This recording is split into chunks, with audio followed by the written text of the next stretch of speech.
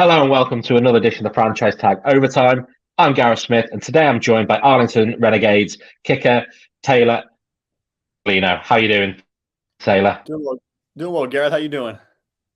I'm doing very well, thank you. Today has been a busy day for myself. I've been doing quite a few interviews with XFL players today, which, while you lot aren't able to train right now, you might as well come on and speak to us Brits about the upcoming XFL season. That's right. um, how are you finding the weather there right now? Because it's a very British thing. We like to talk about the weather, and you're having a bit of a snowstorm right now. How is it affecting you? We are. Yeah, it's few and far between that we get this down in the south. Even though Dallas, Texas, I guess, is a little more in the north end of Texas, but it's cold. The roads are frozen over. Mm. Most of the schools have been shut down. Our practices have been postponed and or delayed. So guys are just sitting around, just trying to keep that blood flowing, keeping the mind sharp, keeping the body loose for when we do hit back to the field, because we are in the middle of training camp. So the wheels were just starting to roll, and we got to keep that progress going here as a team and as an organization. But it's cold out there, so hopefully here soon it warms up. No, I can imagine. I'll be honest, it's not what us Brits expect when we think of Texas. We do not think of Right. snow. We think of like sun and that kind of stuff. So that's what we associate with Texas. So Right. it's a bit of an odd one for us Brits to see. So how was training going before we've had this sudden interruption? So far, so good. We've been through about give or take 10 practices or so as a team. Things have been going great. We were looking forward to our first kind of game rehearsal. It was going to be a preseason game. We were going to play basically just one quarter of football, followed up by some situational type stuff yesterday. So that was going to be a big stepping stone for the team, just kind of seeing what it was like under the lights and kind of putting in the work we've been putting in the past 2.5 weeks, to kind of see the culmination of that come together. Would have been a nice privilege yesterday, but as we had mentioned earlier, the weather had kind of tampered that. But everything's going good. Each day, the guys are in the meeting rooms, the guys are studying film, they're learning, they're getting, acclimated to the systems that we're running here, and things are looking good. So we have a couple more weeks of camp left once we get back out on the field, and right before we know it, that first game will be here. So it's been an exciting first few weeks, and looking forward to the progress throughout camp. No, and it'll, as you say, it'll soon be here. Literally, not long after the NFL have their Super Bowl, you will be out on that field. So it will soon be here. But what I'd like to do now, if that's okay, Taylor, is literally go back a little bit, because let's learn a little bit more about yourself. And one thing that really jumped out from your career that I saw was you going out to play for the Shanghai Skywalkers. How did that opportunity come about? Because not every day you hear someone going to play what we call American football in China. Right. It was a very unique opportunity that was presented to myself and a handful of other guys here who played. Because here in the States we have a handful of indoor slash at the time was called the Arena Football League, the AFL, which had about anywhere from 12 to 16 teams around the country.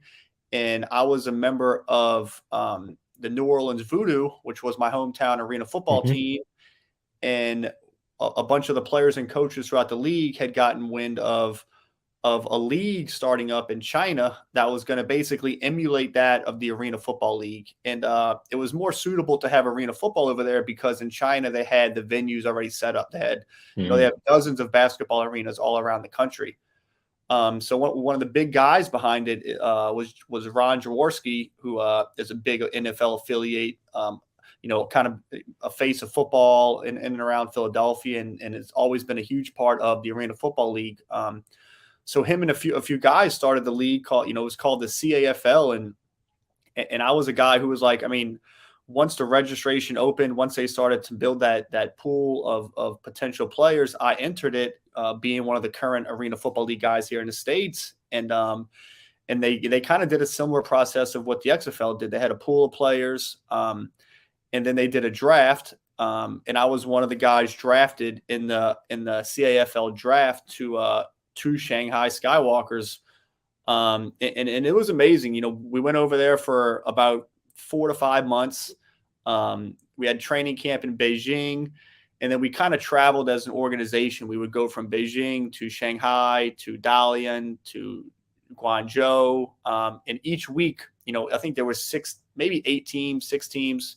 And we would travel as a league. So each week that city would have, you know, 3 or I think, yeah, so 4 football games in its town that weekend. So that weekend ended up being a big weekend, you know, Friday and Saturday for that particular city.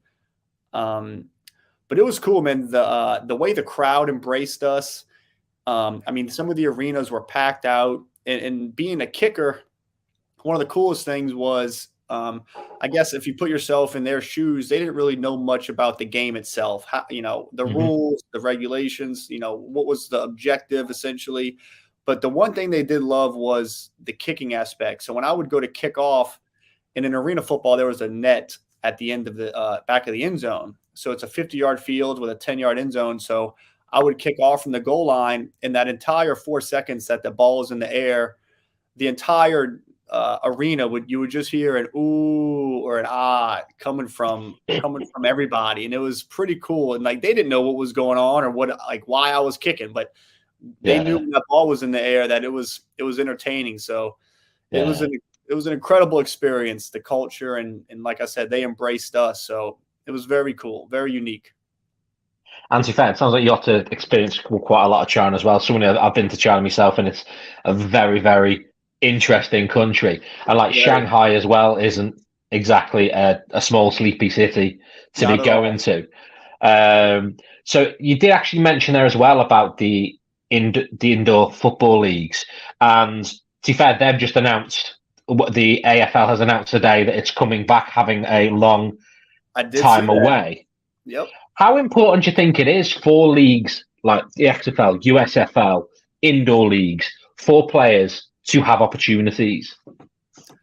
I mean, I think it's huge. I mean, if you look at the amount of talent that we have here in the States of guys who grow up playing football, from the Pop Warner to, you know, the 7-on-7 nowadays, to the high school level, to, I mean, 100+ schools in Division III, and then so on to Division II, Division I, and I mean, not to mention the junior colleges. I mean, there are thousands of guys out there that if they even knew, you know, that there was a potential opportunity out there post college aside from the NFL, then you would get a lot more guys who would potentially pursue it, and a lot of those guys would turn into quality players who would, you know, who could potentially make the NFL one day. So I think every single league out here, you know, XFL, USFL, some of the more lower arena leagues, you know, every football league in the States, you know, has its place and is much needed, I believe. I mean, my first ever pro game was in the CIFL, which is an indoor football league that doesn't even exist anymore. But at that time,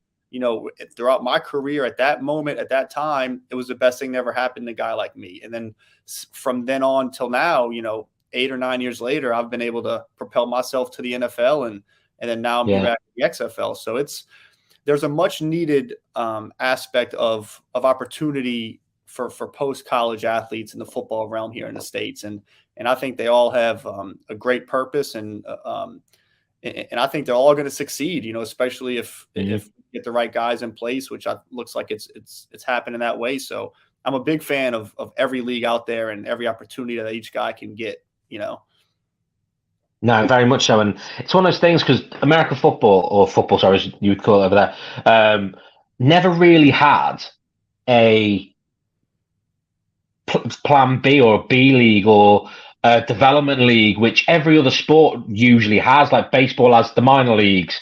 You have the D League or G League, I don't know what it is now, the NBA. Right. And even in our world, in soccer or football, as we call it, you have not only the Premier League, you have the lower leagues below that, giving guys an opportunity to make a career. But it seems that seems to be turning a corner nicely now with the emergence of a lot of these leagues. The XFL, particularly with its links to the NFL, how much of an advantage do you think that gives the XFL when it comes to player choice, having that direct link with the NFL? Yeah, I mean, I think in regards to the XFL, I mean, if it's going to get that Dwayne Johnson talks about it a lot, that 54th roster spot, that 55th, that 56th guy. I mean, we're going to get those type of guys, which those guys, not 90% of the time, they're not released or not making the team because of talent. There's so many variables that go into making an NFL squad. And there's certainly more than 53 guys out there that are capable of putting that type of caliber player onto the field. So I think the XFL is going to be, right behind them as far as getting that cream of the crop guys. I mean, if you look at my position, for instance, and that guy that you had on recently, the long snapper, I mean, there's one job in the NFL for each position. There's one kicker, there's one punter, there's one snapper. I mean, that's 32 jobs in the world. I mean, if you compare that with almost any other position, I mean, there's 6 or 7 receivers on each NFL team. There's, 8 or 9 offensive linemen. I mean, there's one specialist. So for us, specifically, having a league like this and being able to have the opportunity to excel in this league is huge for a guy, who's a specialist. So the XFL is certainly in a position to succeed and to propel guys up to that level. And I think the future is bright for a lot of young players and guys who are trying to get back in that league, into the NFL. I think the future is bright here. So I'm excited. No, and it's not your first experience with the XFL, because you were part of what has become affectionately known as 2.0 in XFL terms. And unfortunately, that league, it looked like it was going to do really well. And then, sadly, COVID came in and took that away from you. What do you think the XFL 3.0 has learned, though, from 2.0? I mean, it's learned probably a handful of things. Probably, seeing, if you take the positives from 2.0, the thirst for football in some of these cities, such as St. Louis and Seattle, fan base, and now that we're out down in San Antonio, I mean, there's cities out there that are hungry for football. There's there's so many things that they were doing right in 2.0, engaging the fans and getting, again, some of the best players. If you look at, there's over, probably a dozen plus guys that are still in the NFL from the XFL 2.0. So, taking some of the things that they did right and giving the guys opportunity when they see fit, picking some of the right cities and hubs. Like, I think here in Arlington is a phenomenal place to be for the central, hub of the XFL. And again, just referencing some of the cities that they had chosen is huge for the league itself.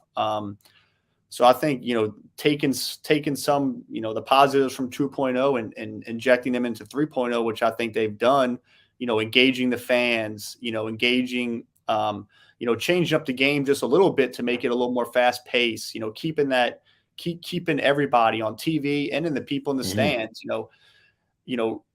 One of our coaches say during special teams, in most football, it's a kickoff. So everybody goes and gets a snack or takes a bathroom break. But in our league, the kickoff and the punts, they're such entertaining aspects of the game, the way that we've designed those type of plays. So again, it's just going to keep everybody engaged and moving on to 3.0. I think it's going to be, the future, like I mentioned earlier, it's real bright and us having the opportunity to build off of 2.0 is a huge asset for us moving forward. And in obviously 2.0, I think I'm correct in saying you still have the record for the longest kick in the XFL currently right now. I do. Yes, 58 yards. I'm assuming that's something you either want to break or maintain in 3.0 version. Yeah, I would love an opportunity to break it, to join it, to whatever it may be. I'll be thankful for it. But yeah, that's the record, and I was blessed with the opportunity to get that chance from my coaching staff, and hopefully we look forward to a few of them here in the next few months. And an interesting thing about the XFL is obviously you mentioned that you're in Arlington, Texas, and you're not the only Texas team there is. There is yourselves, there's San Antonio, and there's Houston. If that doesn't scream of big rivalry right from the get-go, I don't know what does. How intense do you think those rivalries could be between the three Texas teams? I mean, I guess first thing we'll leave it out all on the field and see who really gets the rights into the bragging rights, or see whoever can really take that crown. But it's going to be awesome. I mean, I believe we play both teams, Houston and San Antonio, twice, one at their place and one at our place. So I think there's certainly some rivalries in the making, and you hit the nail on the head. You know, the Texas teams, it's going to be a chase for that crown between us three. And so yeah, I mean, we're definitely looking here in Arlington, here in Dallas, to take that realm and to run with it, and hopefully start off.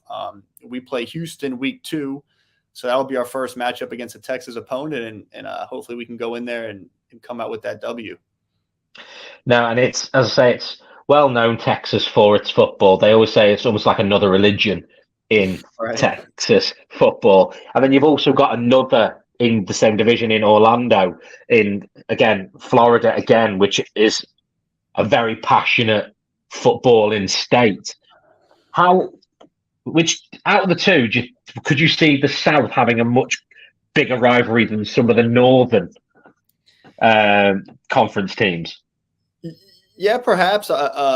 Certainly. I mean, with Orlando, I think Orlando was a phenomenal choice in regards to putting a team there. One of those cities that I hadn't mentioned earlier, but yeah, one of those cities that just has a thirst for football. And yeah, the rivalry from Florida, you know, Orlando, to us three teams in Texas. Yeah, I mean, again, you know, you said it perfectly. Just that battle for the South. You know, win that South division, and then take care of business, you know, with the rest of the league. But it's going to be a battle between us for sure. We got, you know, 4 good teams, 4 good organizations, and great coaching staffs, and we're just looking forward to getting out there day one, man. It's going to be fun to get these rivalries brewing. And you mentioned day one, and that is soon closing in. It's in February 18th versus the Vegas Vipers. You're at home for that one. How much are you looking forward to stepping onto that field for the first time and making your first kick? Man, I'm ecstatic for it. I cannot wait. It's going to be it's a long time in the waiting. I mean, it seems like that door from XFL 2.0, that evening when we got the call, hey, we're canceled, it seems like that was just yesterday. So it's, you know, there's a handful of guys here who our mentality is, hey, let's pick up right where we left off and let's hit the ground running. And, you know, I mean, the whole ownership group and all the coaching staffs, from the work they've put in over the past, you know, 12 to 18 months, seeing this whole thing come to life and come to fruition is going to be something extraordinary on that 18th. So as soon as that ball is kicked off, the lights are on. There's going to be lots of energy around town. So I'm excited for it big time, as I'm sure a lot of people are. And as people should be aware of by now, tickets are available at xfl.com/tickets. Season tickets are available, and both are still extremely reasonably priced. One thing that I did want to bring up is the fact that the XFL has in a very usual position in the fact that it is international from day one. There's not many leagues that can say that. It'll be shown in Britain, Australia, Germany, worldwide. Now, there's something that was unusual for a league as well. No one has a chosen side yet. So why should us international fans choose Arlington over everybody else? Because here in Arlington, we do nothing but we raise hell, baby. That is what we do here. That's what the fan base is about. That's our energy. We're going to go out there every single day, kick the opponents, you know, kick them right where they want it, and put a lot of W's on the table. I mean, every fan loves a winning team, and if that's what you want as a fan, look no further than here in Arlington. So we're coming in hot, Renegades. Awesome stuff. And obviously, any international fans heading into the Arlington area, make sure you check it out. As I say, tickets are available. They are selling really well at the moment, but it's one of those things. You want a packed stands, you want the fans packed to the rafters on it, and so get that opening game as loud as possible for the Renegade team. But thank you very much for your time today, Taylor. It's been an absolute pleasure talking to you. Of course. We do appreciate your time, and obviously would love to get you back on as the season progresses. Yep. Once you break your record, especially, it will be great to get you back on. But no, thank you very much for your time. Yeah, of course. Thank you, Gareth, and go Renegades, man. And any support and love, we're much appreciated. Yeah, we look forward to having you guys as a fan base. It's going to be a fun and entertaining year, to say the least. So we're ready to get this thing rocking. Cheers. Thank you very much for your time. And obviously, thank you everyone who listened to that today. We'll be back very soon with another special guest.